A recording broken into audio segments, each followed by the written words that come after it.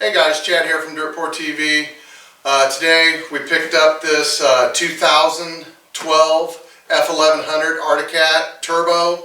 It does have a few problems with it right now that I plan on addressing, and then it also comes with some aftermarket products on here that we'll go over here in a minute. But basically, instead of being a barn find, this was a trailer find. This was in an enclosed trailer. It sat for 2 years. I know the gentleman personally. We've been riding before, so I do have some history about this sled. Let's get this cover off and take a look at what's going on and what we're going to do to this thing. If you like this content, please hit that subscribe button and make sure you hit the bell notification so you're notified every time Dirt Poor TV comes out with a video. Okay, so go over a little bit of history about this sled. The friend of mine that bought it, he bought it in 2012 brand new. He had the same dealership do all the service and all the performance modifications to it, and that dealer is still local, so I can go to them. Some of the list of the things that he had done to it, he did have a hijacker 2.0, which is a tuner put on it that allows you to control the boost. And reading some of the manual, which I do not know much about it yet, going through the manual, it does a whole lot of things. You can change a lot of parameters with your boost, with your AFRs. It does quite a bit, more than probably I can even handle. It does have a Pro Climb Pro X Turbo Stage 1 can on it right now. Also, it had the ECUs been sent off and reprogrammed, and it does have a Dalton quick adjustable cat weight system in the primary. The secondary has the D&D. See, the secondary has a D&D torsion conversion kit. These are some things I don't know much about. I do run an Arctic Cat XF9000 with team clutches, so they run pretty good, and it's set for low level elevations, so I have no issues with it. But with this machine here, with all the modifications that have been done to it, it's going to be a learning curve, and I'll take you guys along with me in that learning curve. It does have a Scott Taylor gear set and chain in it, which at the time I thought he said it had the jack shaft. Everything was Scott Taylor, but basically it's just the gears and chain set. That's what I'm getting from all of his paperwork that he has. And then just other, oil changes, the boost gauge, that's got an AEM boost gauge on it, so you can visually monitor your boost.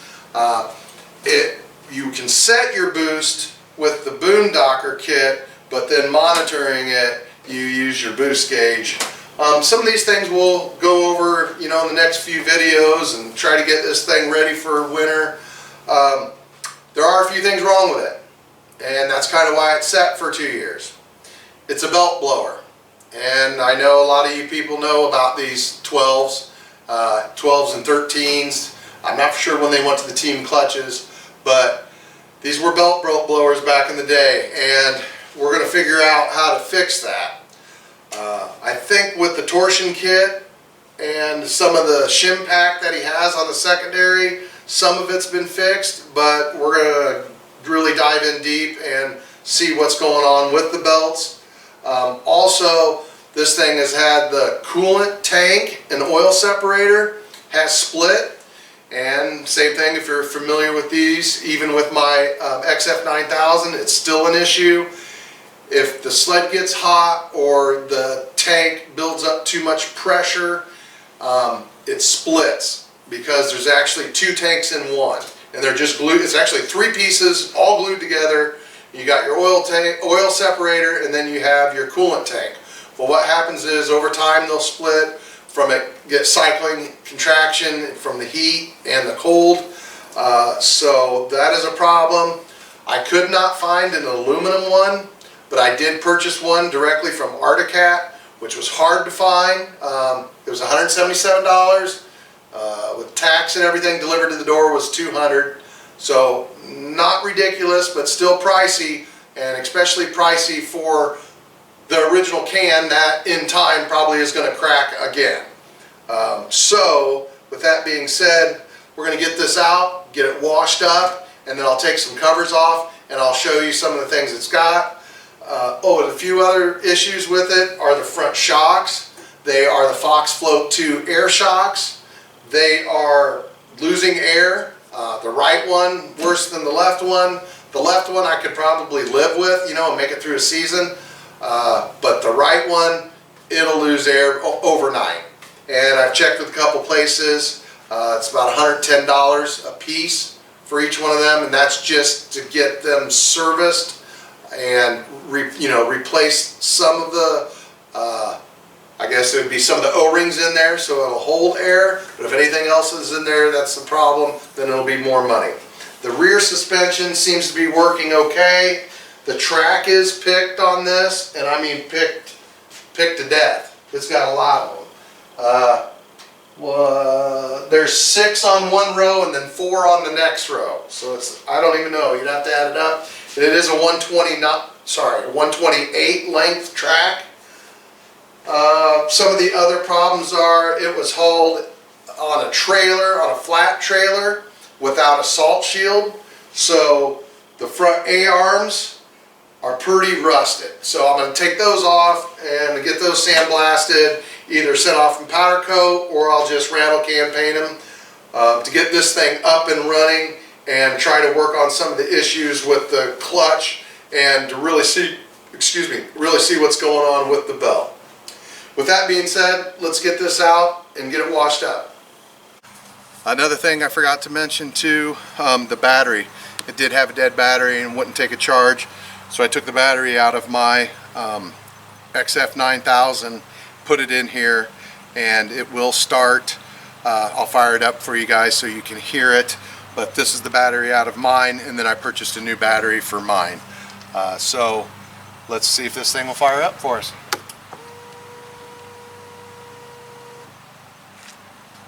It's got 4,244 miles.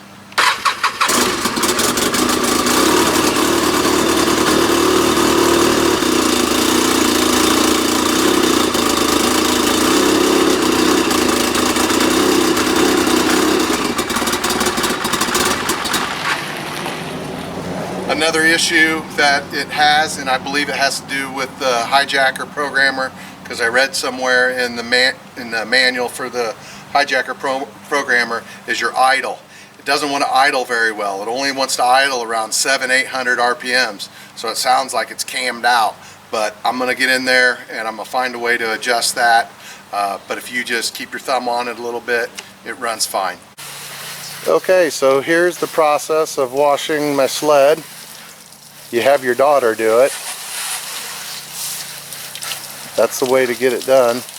Everything's looking really good. The plastic, the seat, all that, the console, all turned out great. The tunnel itself, it needs to be polished. I will do that later on, but just as an overall wash, things are looking really nice. I'm going to get the side covers off and I can show you some of the performance parts that are on the inside. We went ahead and washed the cover also. It cleaned up well except for the white. The simple green did help out a lot on that, but it wasn't perfect.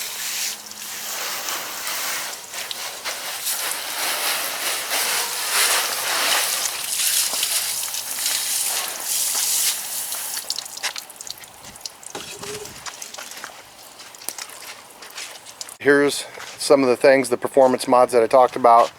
This is that stage 1 can on it. Right in here, you can see right up in here, this is the tank that is cracked, and someone's tried to already glue it, but it's not holding. It's leaking antifreeze out of it. It's actually dripping right here from the bottom. So that's the tank I got to get to, and it is a pain because you have to remove these spars. So pretty much the whole front end has to come off, at least the upper part of the front end from this tank up. to put the new one in there. So that'll be something we'll make a video of. Chain case also, we need to change oil in there and adjust the chain. We also need to do an oil change on it. These are the Fox Float 2 shocks. That's the one that's leaking. That's pretty bad. This one's pretty good. Here are the A-arms. Here's a good picture. This is what happens when you don't trailer your stuff in an enclosed trailer. All the salt just eats up that front end, which a lot of it's plastic and some rivets, but we'll pull these A-arms off and maybe do the uppers. The uppers don't look too bad, but they are a little rusty out here. If I'm going to take the lowers off, I'm going to take the uppers off also. So I'll get those fixed. I do have a bushing there that needs to be replaced. This side of the motor, it has the secondary. There's your D&D. Part of the clutch, your helix clutch, and then also this would be where your Dalton adjustable clutch weights are. I don't know if you can see that, but right there is the Allen for the adjustable clutch. Up top, there's the AEM boost gauge, your Hijacker Boondocker 2.0 kit. But she did end up cleaning up really nice. I said there is some, it's not necessarily pitting, it's just really dirty on this aluminum, so we're going to try to get it all cleaned up, maybe polish. I don't know if I'll get it polished this year. The main thing is to get the sled up and running and take you guys along with me in that process. If you like this content, please subscribe to the channel. Make sure you hit that notification bell so you're notified every time Dirt Poor TV comes out with a video. And thanks for watching.